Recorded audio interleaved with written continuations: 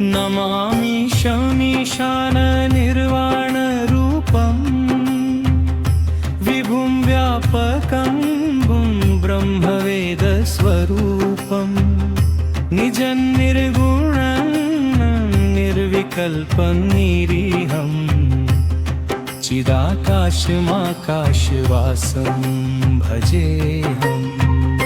नमामि शमीशाननिर्वाणरूपम् विभुं व्यापकं ब्रह्मवेदस्वरूपम् निजं निर्गुणं निर्विकल्पं निरीहम् चिदाकाशमाकाशवासं भजेऽहम्। निराकारमोकारमूलं तुरीयं गिराज्ञानगोतीतमीशं गिरीशं करालं महाकालकालं कृपालं गुणागारसंसारपारं नतोऽहम्।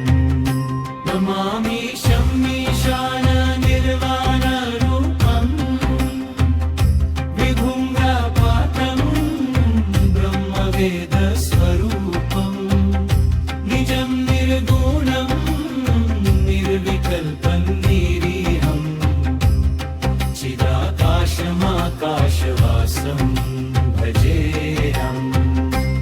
तुषाराद्रिसङ्काशगौरं गभीरं मनोभूतकोटिप्रभाश्रीशरीरं स्फुरन्मालिकल्लोलिनी चारुगङ्गालसद्भालबालेन्दुदन्ते भुजङ्गा।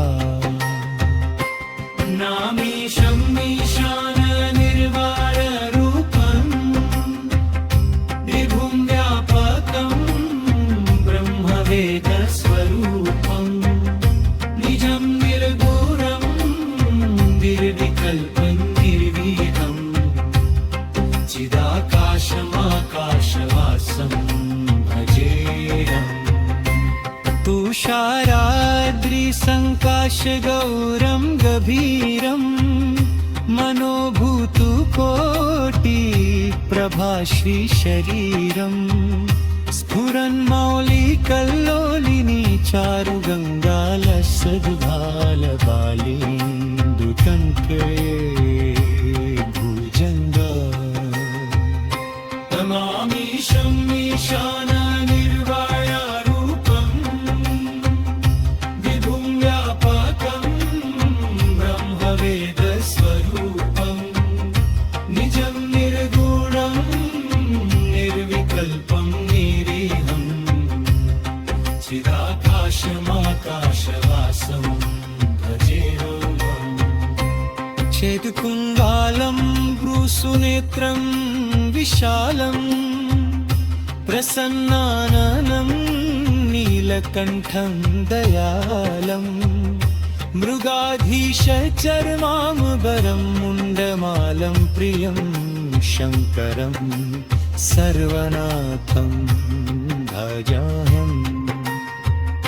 नमामि शमीशाननिर्वाणरूपम् विभुं व्यापकं ब्रह्मवेदस्वरूपम् निजं निर्गुणं निर्विकल्पं निरीहम् चिदाकाशमाकाशवासं भजेऽहम्।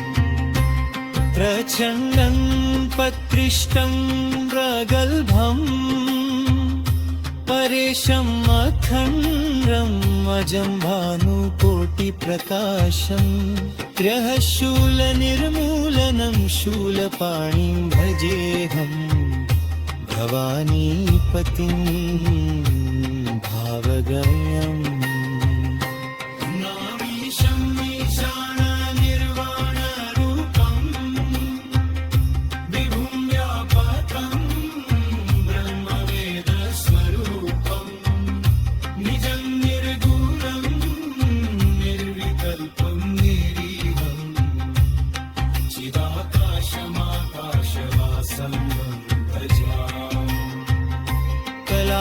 कल्याणं कल्पान्तकारी सदा सज्जनानन्ददाता पुरारी चिदानन्द सन्दोहमोहापहारी प्रसीद प्रसीद प्रभो मन्मथारी नमामि शम्भीशान निर्वाणरूपम् विपुल्योत्तमं ब्रह्मवेदस्वरूपम् निजं निर्गुणं निर्विकल्पं निरीहम् चिदाकाशमाकाशवासं भजेऽहम्। न जानामि योगं जपं नैव पूजा न तोऽहं सदा सर्वदा शम्भुतुभ्यं जराजन्म दुःखतातप्यमानं प्रभो पाहि आपन्नमामीश शम्भो नमामि शम्भीशान निर्वाणरूप्यं विभुं वापाकं ब्रह्मवेदस्वरूपं निजं निर्गुणं निर्विकल्पं निरीहम् चिदाकाशमाकाशवासं भजेऽहम्।